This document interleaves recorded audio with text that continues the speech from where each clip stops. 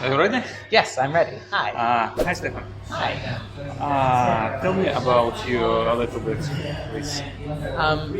So I'm from Canada originally. I live in London. I've been improvising for, I think, 11 years now.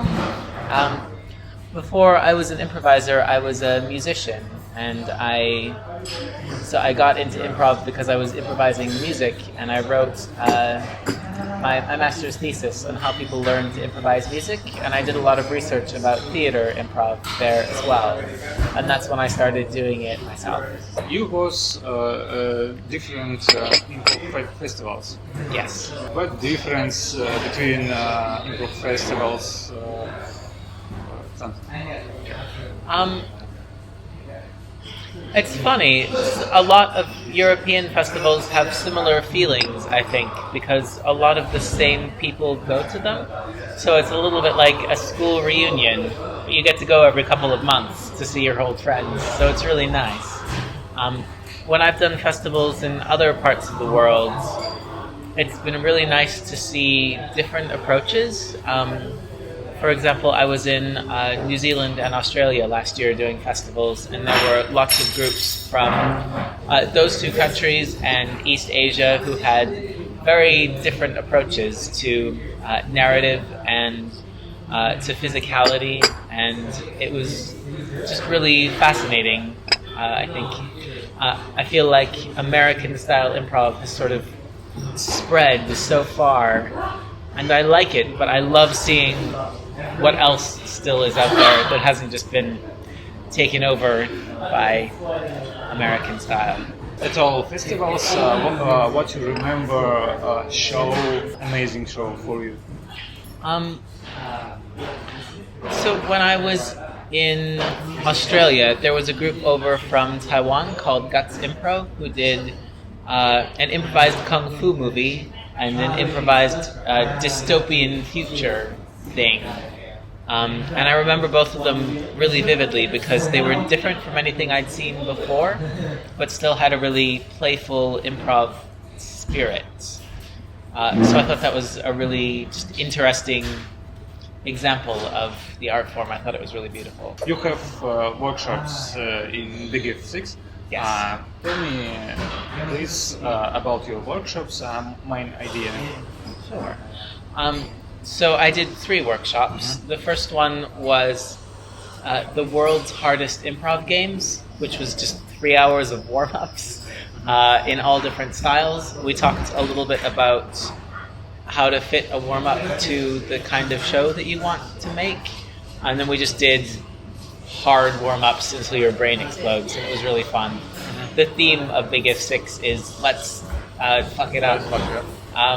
So I think it was just fun to have games that were so difficult you couldn't possibly do them. That was fun. My second workshop is Play Like an Ally, which is about practical ways to increase diversity and be inclusive towards players of all different types. So we talk about stereotypes and assumptions and making sure everyone gets stage time and what you can do if a scene becomes uncomfortable or a player makes you a bit uncomfortable, which I think are really valuable discussions to have at any point in a scene. And I did one called Characters You're Not Allowed to Play, which is about when, if, how you're allowed to try characters who are a different gender or a different culture or a different race or different ability levels or have disabilities, which is always very interesting. It's a bit of a hot topic right now in improv, and for me, I think it's more of a discussion than an answer. So the workshop is different skill sets for avoiding stereotypes, for making sure characters are balanced and well-rounded, and just for having the discussion about, hey, is this okay, why not, and being flexible enough to say, it's okay in this situation, it's not okay in this situation. So there's just a little bit of communication and emotional awareness about when is the right time to do that. Talk please about your second workshop about building teams, schools, community. Sure. So in that workshop, we talk about a number of different improv skills to make sure in a scene you're being really open and welcoming. So the first one is just making sure that people have turns at warm-up games, which sounds really easy, but a lot of warm-ups you have to decide you're going in. So it's nice to make sure that everybody has a chance. I talk a lot about privilege in that workshop. So, for example, if you're white and male and straight and middle class and tall and all of that, people treat you in a certain way. They treat you like you're competent, like you know what you're doing, and it has a feedback effect where you become really confident and self-assured and entitled, which is something that I would love to help everybody be a little bit more in improv. So it's important that when we get into an improv space, everybody has the opportunity to have that experience of being a natural leader or competent or in charge and listened to really meaningfully so that they build up that positive experience. We also talk about assumptions. So we often walk into an improv scene and assume that it will be just like our real lives. So my example that I always give is I'm in an open relationship, but often in an improv scene we'll get the initiation, I slept with your wife. And of course the improviser who's doing that probably wants me to be mad about it, but in real life I wouldn't be. So there's a bit of an assumption about how relationships work. But we also do that about gender. I see in some countries more than others a lot of scenes where every female character, they want a boyfriend, that's their motivation. Or we can make it about cultures. Maybe we assume somebody who lives at home in their 30s is a loser because they still live with their parents. But in some cultures that's just completely normal. And we also do it about just other silly things, like we might assume we're human or we don't have magical powers. But in improv, you could have any of those things. Maybe you're an elf. Who told you you weren't? So there's a little bit of practicing about going into a scene with all of your possibilities open and then making observations or choices rather than just sort of assuming it's everyday life for you. It means that you have more options of scenes to play, but it also means that if you're playing with someone very different from you, you can listen to what they're actually giving to you more meaningfully, if that makes sense. And then we talk also a bit about making sure everybody gets stage time and about steamrolling. So sometimes some players are a bit pushy and they lead the scene really hard and the other person doesn't get to talk as much. And it's fine if it happens in one scene, but if it's always that same person, then it becomes a little bit difficult. So we talked about ways to practice having equal contributions to scenes. The next question about your books. You have 2 books. Talk please main idea. Sure. Well, one of them is Play Like an Ally, which is basically the workshop Play Like an Ally with some extra essays and extra exercises. So I've written different essays about privilege and inclusivity and diversity and sort of how and why it's important. For me, I feel like diversity is something every improv community needs, because part of the fun of improv is being surprised, and the longer you do it, the harder it is to be really surprised, especially if the other people you're playing with have a very similar life experience and gut reactions to you. If you're playing with people who are all very different, your guts tell you different things, and you have, I think, much more opportunity to surprise and delight each other. So it's a whole book about how to be welcoming and why it's important, with lots of exercises and cute little pictures. Um, the second book is called Improvising Gender. It's about how to play characters of all different genders in a three-dimensional and interesting way. So I talk about masculine, feminine as a scale, sort of 1 to 10, like we do status, instead of just male, female, because I think it gives you more interesting character options. I break it into two sort of categories, gender. So one is behavioral gesture, the way a character behaves, what they know, what they believe, their point of view, skills that they have. And the other is expressive gesture, so how they move, how they speak, what we see from the outside. And I think when we separate those two things, we can create a much more interesting, rounded human. So for example, I might have people do a scene where they're being very masculine, but they're looking after a baby and they're doing a great job of it. Because we don't see that scene as often, but also that character is more interesting because they automatically have two things about them to stay. And I also try to use those skills as improv skills. So for example, there's an exercise that's just object work, but it's things that you might not have learned, how to pretend to knit or how to fix a car, because there's no reason not to be good at pretending to fix a car in an improv scene. It's an imaginary car, but I think a lot of people pretend to be bad at it because they're bad at it in real life. So there are skill sets that we learn that have a lot to do with our gender, but a lot of the other skills are also really useful for improv. So things like knitting or fixing a car are really obvious ones that I hope in 2019 we all know we could learn how to do that if we wanted to. But there are emotional skills as well, like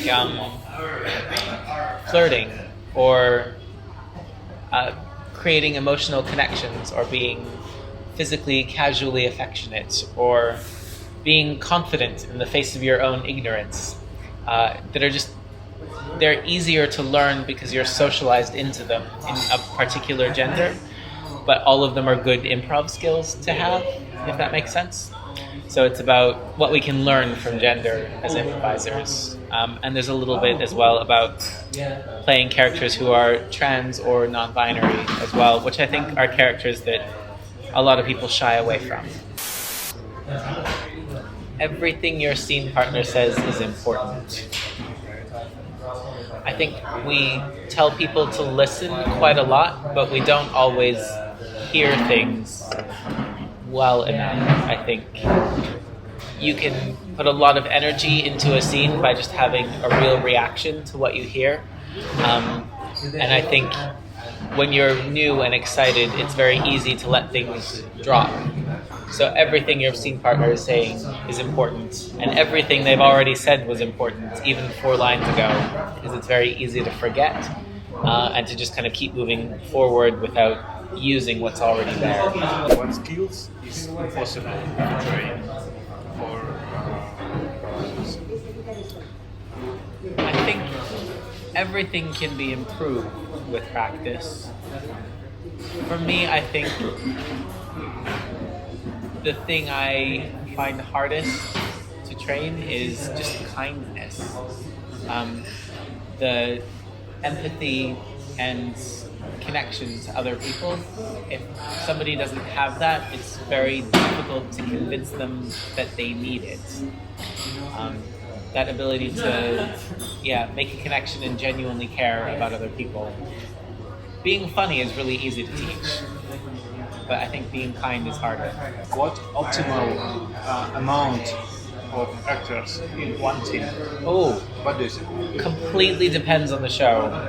For me, anything from 2 to 12. I've casts that are all different sizes, but they're different shows. So for me, decide the show you want and then decide the number. If something needs lots of space, like a slow burn thing, I would go for a very small cast. Like I love doing two provs or duos with people because you get so much time to just sit in it. But then it's beautiful to have a big cast as well. If you want to do something fast and funny, two is difficult. You want people to be able to tag in and go. So I go 6 to 8 for a comedy thing. I have an improvised theater thing. It's the improvised play, and we have a cast of 11, and it works really, really well. I mean, firstly, if 1 or 2 people are sick, we can still do a show. But we do a lot of background work and filling out worlds, and that's a really nice visual thing that I don't think we see very often in improv, is to have a big stage picture. And for me, if I'm in a show and it's an hour and a half long and I do 2 scenes and the rest of the time I'm stars or a dog or just a shape, I think that's an evening well spent, because I know the overall impression from the audience is special and different, because you don't see that very often. Oh, I play everything. Yeah. What kind of long form you play? I do a lot of narrative long form right now. So most of my projects are an improvised play or improvised adventure stories or more emotional improvised stories. I love other kinds of long form. I teach Harold and Deconstruction and Armando in my queer group, because we learn a different format every 2 months. And I think they're really good tools, but I feel like for me right now, to connect with an audience, having a story is a really valuable thing. And in London, most improv isn't narrative right now. So I like that it's closer to the British theatre tradition, really. Because where I'm from, there are plays and musicals and all kinds of shows every night in London. But most of the improv is American style. There's lots and lots of Harold teams. And I like Harold, but it's so interesting to me that that's what the London improv scene is, because we have such a strong theatre tradition. So for me, I'm really excited to blend the 2 skills and do longer improvised stories, if that makes sense. What do you need to play a good long form show? Long form is a big word. For me, for the kind of long form that I like, you need everyone to be paying attention all of the time, because I think the longer a show is, the easier it is for it to have too much information, too much going on.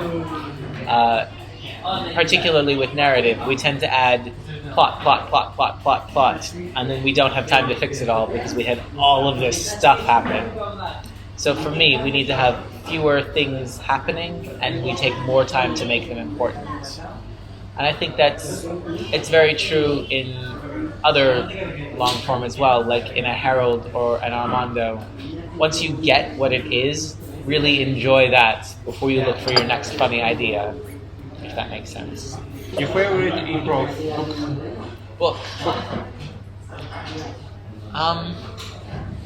I really like Jill Bernard's Small Cute Book of Improv, because for me, improv is something you learn by doing it, and it's a really efficient push into actually doing it.